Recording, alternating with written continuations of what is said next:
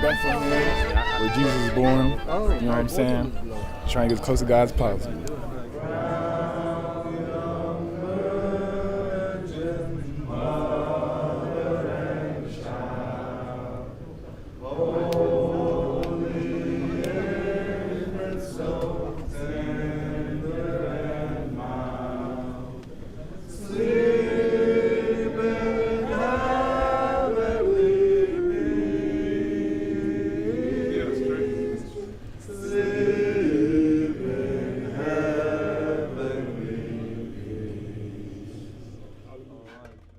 First Auburn basketball player to enter the Dead Sea. Let's get it, baby. It's time to flow.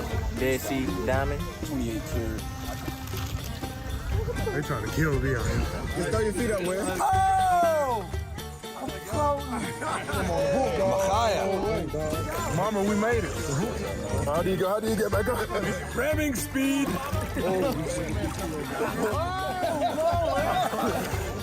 Local news. Turn upside down the right way. There you go. You got the wrong way. I can't even read in Hebrew. That's crazy. Yes, sir. Hood, baby. Hey, dug it. I'll start Come on, man. Come on. I'll start you.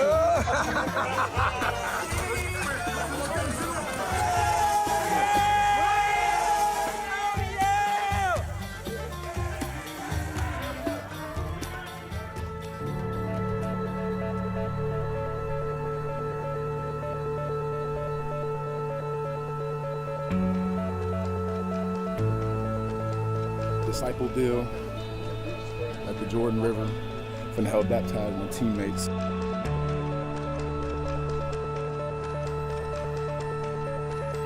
It's a blessing. It's a blessing. Just so thankful for everything, man. Just thankful.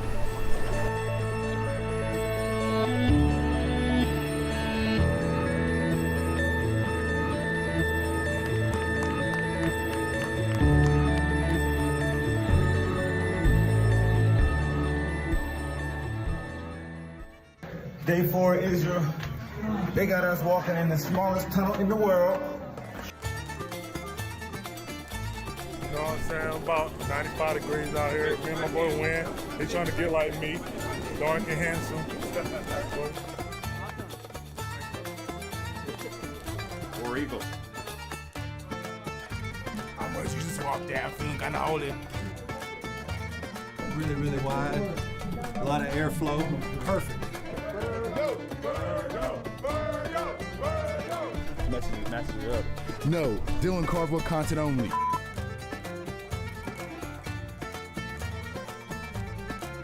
Just enjoying it, you know. Live life to the fullest. You only get to live once. Why not? Nice chance talk right now. Boy.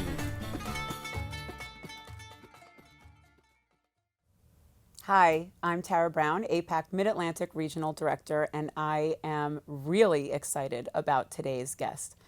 I'm about to admit something that if my parents had known at the time, they would not be very proud to hear. But when I was choosing where to go to college, the school's basketball program was a top priority for me and ultimately led to my final decision, more so probably than anything else. So I am a huge college basketball fan, which is why it is such an incredible honor to be here today with Auburn University's men's college basketball head coach, Bruce Pearl.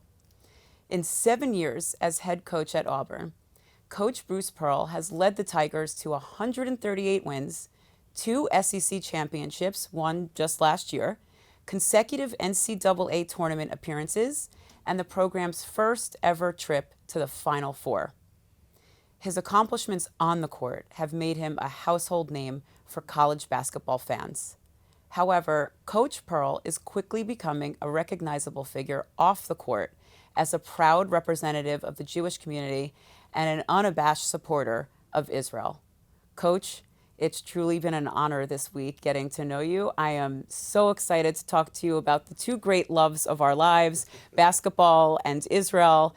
And welcome to AIPAC. Thanks so much for being here. Tara, it's great to be here. And one thing you left out is that it was Maryland that you chose, Coach Gary Williams and Joe Smith. Yes. And they were pretty good back in the day, and I think they're going to be pretty good in the future. Yes, yes. Well, I hope so, from your lips, from your lips. Okay, so let's jump in because we've got a lot of topics to cover here. First, before we get to basketball and the things that you're doing with Israel, I want to talk about your first trip to Israel. Actually, before we get to your first trip to Israel, I want to talk about your connection to Israel. You have become an outspoken supporter. You are deeply connected to Israel. As we like to say, you feel it in your kishkas. Right. So where does that come from? Yeah. Well, Tara, we all have a starting point. We all have a story. And part of this is the fact that we need to give our young people some of this history and some of the stories that they can hold on to as far as who they are, where they come from, and being God's chosen people, and then some of the amazing struggles and some of the amazing successes that we've had, so that people can be proud of being Jewish and want to wear it on their sleeve instead of somehow, hiding behind it. But I was born in 1960, 15 years after the gates were opened up, and realized that they killed 6 million of my brothers and sisters because of how they prayed. And that was fresh, and that was real. And grew up with real anti-Semitism. I'm a Jewish basketball coach at Auburn, Alabama, in the Southeastern Conference. What a great country we live in, right? How far we've come. We still have challenges, but there's nothing we can't accomplish, and there's nothing we haven't accomplished. But we got to understand our history. We got to understand it from the Bible, and we got to understand from the challenge that we face. So, for me, getting into my kishkas were from my grandparents. My papa was a plumber, but they kept kosher. He was an Orthodox man. He went to shul all the time. He was a respected man in the community. And I remember when I was 7 years old, 1967, he went to bed every night after supper. But on this night, he was awake and he was watching television. He never watched television. He was crying. I never saw him cry. And so I asked him, I said, Papa, why are you crying? He asked me to come up on his lap. We watched the TV, and it was during the 6-Day War. And Papa wouldn't go to bed that night because he wasn't sure that Israel would be around when he woke up. So he stayed up. And he told me all about Israel. And told me about when he was 14 years old, how he came over to this country with his younger brothers and sisters, 3 of them. But his parents couldn't come because they couldn't afford to send everybody, and they never made it. Had Israel been born prior to 1948, they might have had a place to go. And so I got it. And Papa, without ever having to ask me, in telling that story, he knew he was telling Mordechai what his job was for the rest of his life. The responsibilities of being a good Jew, of being a proud Jew, but also of never again. Whatever it was that I could possibly do. And so I'm a basketball coach. I've got a platform, and I think God's and my papa have put me in a position to use it. So you had this incredible relationship with your grandfather who taught you all about Israel, but it wasn't until 2009 that you finally got to go to Israel. And that was your first trip, but it was also professionally an important trip where you were the head coach of the USA men's basketball team for the Maccabi games. And you actually took home the gold. So talk to us a little bit about what it was like, your first experience there, but also doing this incredible thing, winning in Israel. Yeah, I can't believe that I did not ever go on a Birthright trip. And I don't know how I missed on that, okay? Because that's like so amazing. It's wonderful, thank God for it.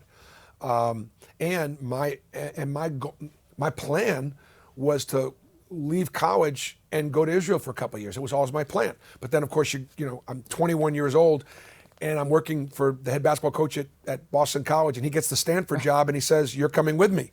Well, there went Israel. And so I then did, that was in 1982, and I didn't go back till 2009. I missed out. So I got a chance to coach the USA team in Israel. My job was to take a bunch of Jewish boys over there and bring them back as Jewish men. And also go over there and win the gold. We played Israel in the finals, We were getting screwed by the referees. Their names, Abraham, Isaac, and Jacob. I'm so, no, they weren't. But we weren't getting many calls in Israel. And thank God Israel doesn't lose at home very often. But it was a great, great, great experience. And I kind of knew then that I'm not done. I'm coming back. And as you know, when you go to Israel and you ask, what can we do? What can we do? Come back. Bring others with you. They'll Which you see did. for themselves what this place is all about. Right, and you did that. You did come back. Just this last summer, you brought the Auburn men's basketball team, the whole team, with you to Israel for a remarkable journey, which ESPN followed you while you were there, which was an incredible opportunity. So I want to spend a couple minutes talking about that trip, but let's start with what was the driving force? Why did you want to take them there? Well, the driving force as a Jewish American is the understanding that we need allies in Israel. We need allies. And so I'm, again, at Auburn, Alabama. I live in the evangelical Christian community, and thank God for their support. They read the Bible. They recognized that God promised the land to the Jewish people and to Abraham, to Isaac, to Jacob, and brought Joshua and Moses to the land. I mean, it's just right there, and they believe in it. And they understand that they need to be on the side of Israel. It's commanded. Most of my players are in Bible study. My players read the Bible or have family members that do. And so vicariously, my players got to go to Israel, but there was a grandmother or an aunt or somebody in that family that went through them and went with them in some way, shape, or form. We had 5 or 6 kids get baptized in the Jordan River. That's incredible. How spectacular was that? The same rough location that John baptized Jesus. And so it was very, very significant. So yes, my plan was to create allies. I didn't have to say much. They just had to go see it. They had to see the color. They had to see the diversity. They had to see the incredible technology and pulse of an amazing beach city of Tel Aviv, and the history and the tradition, and go to a place like Jerusalem that looked just like, as they were reading their Bible, that's how they thought it would look like. To walk from the Mount of Olives down to the Garden of Gethsemane, up to Lion's Gate. They've read about these places before, and now they walked where Jesus walked, their God. And so it was very, very significant. And look, they're going to come back with a different understanding of Israel. And when they face something that is anti-Semitic, or when they see something that is a misrepresentation about it being an apartheid state, or about being not diverse, or some sort of social justice attack on Israel, which happens all the time, they're going to be in a little different position themselves to be able to stand and say, I was there. I didn't see that. Yeah, yeah. So since they've been back, are they using some of the things that they learned in Israel? What's the dynamic been like? What's the reaction? What's the response? What's the impact? I think that the reaction is some of them want to go back. Some want to go over there and play. Wow. Some of them want to go over there and meet one of those beautiful Jewish girls on the beach. I mean, come on now, right? I mean, it's a beautiful country with beautiful people that were so welcoming and so excited about that we were there. That's almost enough. And then as a teacher and as a coach, to get them their passports, to take them overseas, to travel internationally, the world gets smaller. And they, from an educational standpoint, get to see that, it gets you to also appreciate what we have here in some ways, but also respect what they have over there. And so now I think the next time they travel internationally, it won't be so intimidating. Great. That's great. Yeah. So just a quick question, because we're in Washington, and there are a lot of Washington Wizards fans here who are paying very close attention to a star Israeli player who you all played against while you were in Israel. What was that like? Danny is spectacular. He is next level. We played against him when we played the national team. We lost by 9. We actually, after 3 quarters, were even. And then he kind of took over. You could just tell that next level athleticism and ability. I think he's going to be a really good player for the Wizards because he can really shoot it, and he's a big kid, and he's got great perimeter skills. They're very well coached. They run really good stuff, and they were men, So it was a great experience for us to play. We played in Menorah Arena, and it was more like a European soccer match. It was awesome to see the pride, and it was a big deal. They played great basketball in Israel. United States, obviously, with the NBA, number one. Spain, maybe two. Israel's right there as one of the best places to play in the world as far as basketball. Great professional teams in Jerusalem and Tel Aviv and Haifa.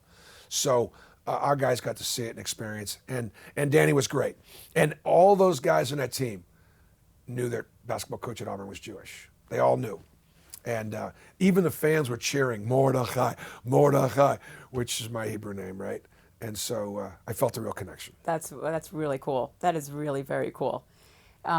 What's the future of programs like this? Are you planning to take the team back to Israel? Are you looking to bring other colleges and university teams to Israel? That's the mission.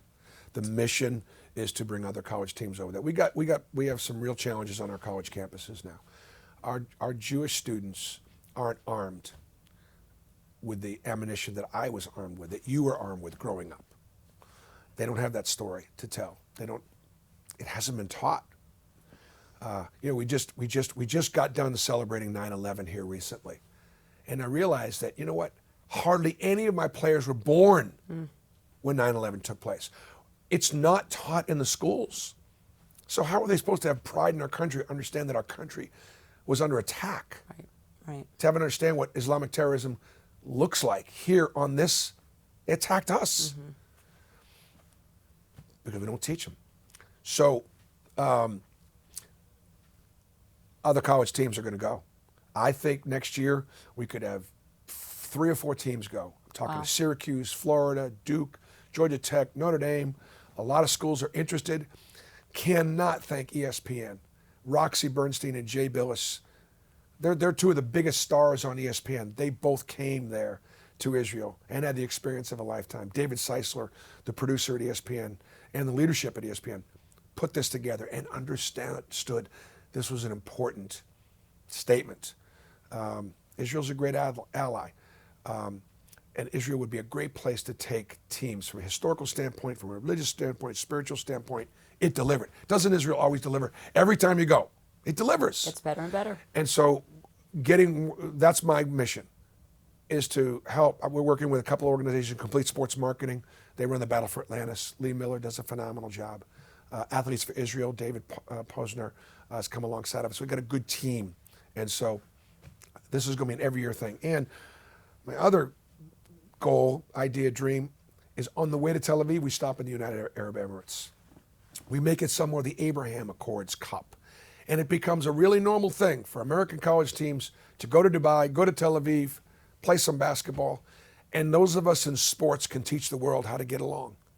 Because you know what, when I was on the playground, you didn't ask this question. I didn't care what color you were. I didn't care whether you went to temple or church. Could you guard somebody? Could you make a shot? Did I want to pick you on my team? And we got along. The adults in the room could learn a lot from kids on the playground. Just playing, just living, not worrying about the other things that get in the way. I love it. Collaboration through sports. It's an Collaboration incredible, through sports. powerful tool. One last question on your trip, and you had mentioned ESPN and Jay Bilas. You were all there, including the team, obviously, when Israel was under attack from terrorists in Gaza. Rockets, missiles coming, over 1,000 launched into Israel. It was a scary time for the country, and I'm sure for the players and for people that you were traveling with. Talk to me, what was that like being there at that moment? The way it was portrayed in the United States, obviously, that was Tel Aviv and Israel was under attack, and in many ways it was. But thank God for the Iron Dome. Iron Dome, 99.9% effective defending Israel, at least right now, at what they're sending over. But that doesn't mean, they were under attack. I think it was the Islamic Jihad was the ones that were attacking. It wasn't Hamas. Hamas has got more sophisticated missiles and weaponry. It wasn't coming out of Lebanon, which is much more sophisticated weaponry. There are tens of thousands of United States citizens in Israel every day living and working. The Auburn basketball team was over there working. U.S. taxpayer dollars were at work protecting me and my team. And we felt safe. We had to talk to the players about when you hear the sirens, get away from the windows, get into the stairwells. That's where you're safe. I equated it without minimizing it. I equated it to down in the southeast, we have hurricanes and tornadoes, and you get these watches, and you can either stay in your bed or go downstairs and go to a more protected place. And that's kind of, without minimizing it, because there was some concern. I had some parents going, when are you coming back? I never put the players in jeopardy. We sat on the beaches of Tel Aviv and heard the pops and saw the clouds of smoke in the sky because we felt safe and we felt protected. And I'm proud of ESPN, and I'm proud of the people there in Israel. The worst thing in the world would have been if we had canceled the games and came back and let the terrorists win. Life goes on. And we felt protected thanks to Iron Dome. Well, I have to tell you, I actually was in, as you know, I was in Israel the same time that you were and the team was. And the response from Israelis, knowing that you were all there, but that you stayed, it was just such a feeling of solidarity, and I think that they were all grateful. Yeah. So it was really amazing that you were able to do that. I want to, because you brought up Iron Dome, and you've done some work on Iron Dome through another organization that you're involved with. Talk about some of the things that you're doing in the Israel space off campus to help protect Israel and show your support of the U.S. Israel relationship. So it started through sports, with Maccabi. But then being in Auburn, Alabama, I got to know this organization called J.H. Ranch. And they're a Christian organization that does amazing work through their ministry with counseling and father-daughter trips and husband and wife trips, and they've got a ranch out in California. They're very reputable, very well-known ministry. But they also have this place out in Ariel called J.H. Israel. There's a ranch, it's a leadership academy where they do a lot of education with Israeli students. And when I heard there was a J.H. Israel, I said, man, I want to know these people. I got to know them. Heather Johnson is their leader. And they started in 2011, doing very small, doing some of the work that AIPAC does, but very narrowly focused on a couple things. One, funding for Iron Dome through congressional leaders. James Langford was one of the very first congressmen back in the day. They took over. And through the ministry of teaching through the Bible, they were able to take couples on both sides of the aisle to go over there and fall in love with Israel. Understand their Christian and their Judeo-Christian roots that existed there. And then see her through their own lenses and their own eyes, and then come back to Congress and be able to be supporters and allies of Israel's. Understand that Israel is now the United States' greatest ally. The Iron Dome funding is significant. That's one of the areas they worked on. The integrated businesses, the understanding that there are 6 million Jews in Israel, but there are also 2 million Israeli Arabs and 1 million Palestinians living in that territory. And it's important, Israel being a democracy, that there be opportunity for everyone, just like there is in this country. Again, I'm a Jewish basketball coach in Auburn, Alabama.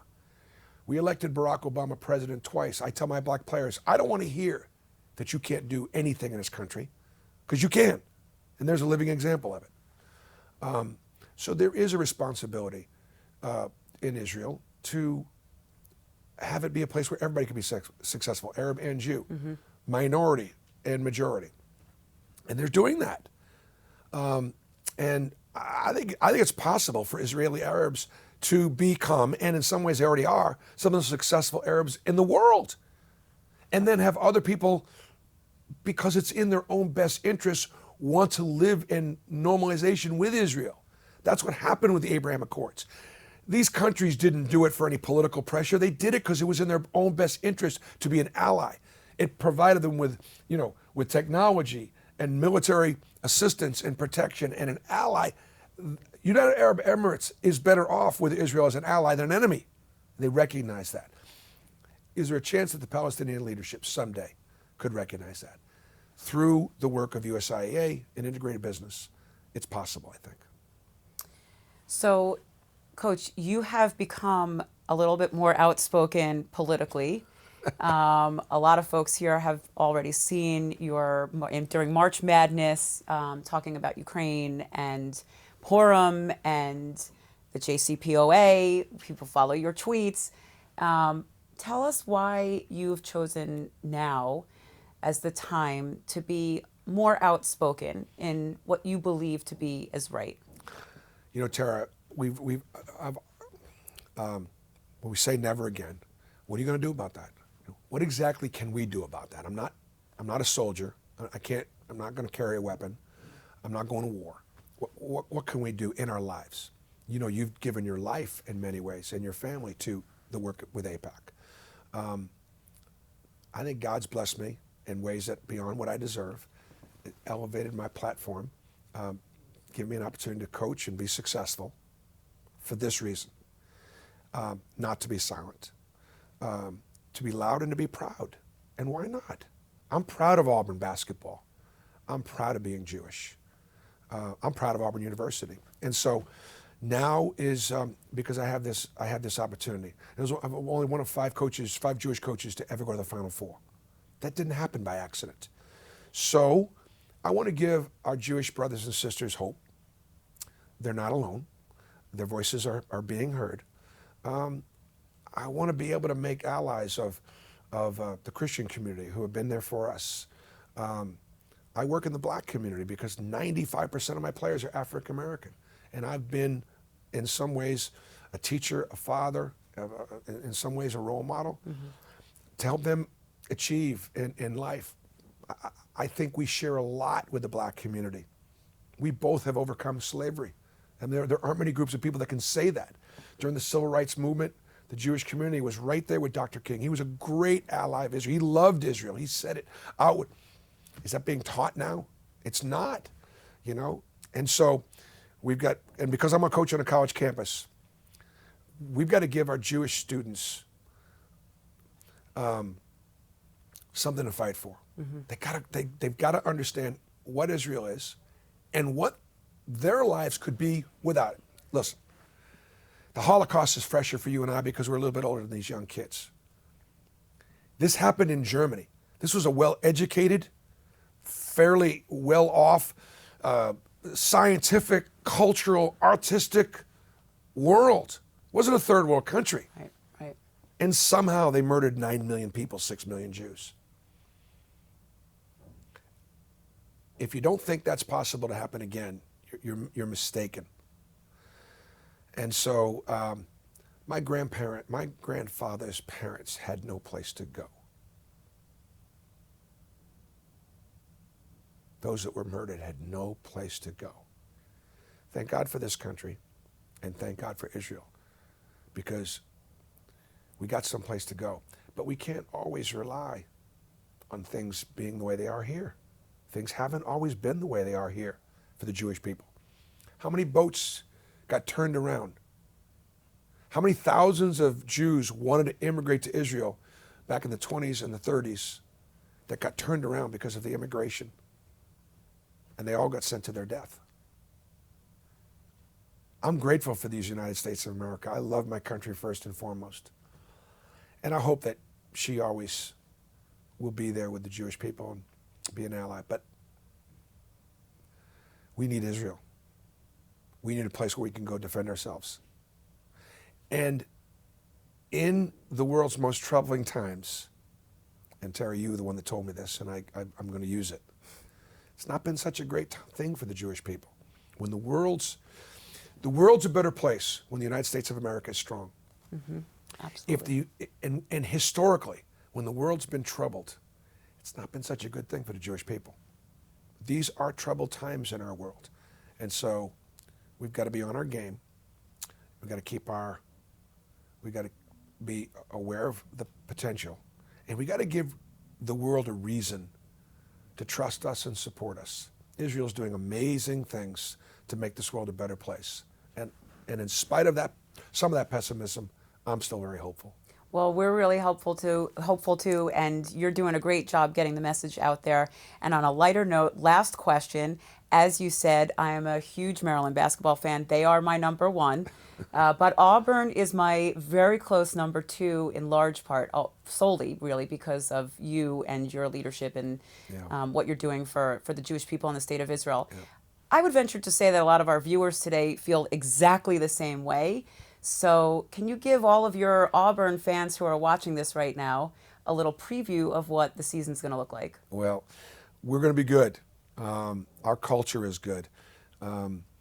we got good kids that work really hard, and our secret sauce has really been about trying to get our guys to go to work every day to give God a chance to bless you by what you're doing every day, period, the end. Knowing that we're going to fail, knowing that we're going to make some bad choices, some bad decisions, but if that's where you start, it's a great formula for success. We're going to be competitive. We're going to be probably picked in the top 5 or 6 of the league. We'll probably be picked somewhere between 20 and 25 in the country. We should be really, really good again. So in coaching, when you're winning, they're worried you're going to leave. I'm not going anywhere. But when you're losing, they're packing your bag. So I need to keep on winning. And let me just say this. Thank you, AIPAC. Thank you for the work that you guys do. And thank you for getting involved a little bit more in the political process.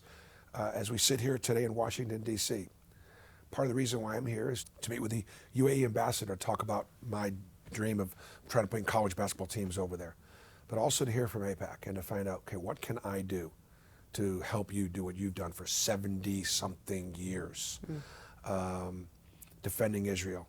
And I'm looking forward to working with AIPAC again and doing everything I can to serve Israel and in what's in the best interest of our country. Well, we are very much looking forward to continuing to work with you. Thank you so much for being here today. Thank you for all that you are doing. And thanks to all of you for tuning in for this incredible conversation and for more conversations on the AIPAC app. We look forward to seeing you soon.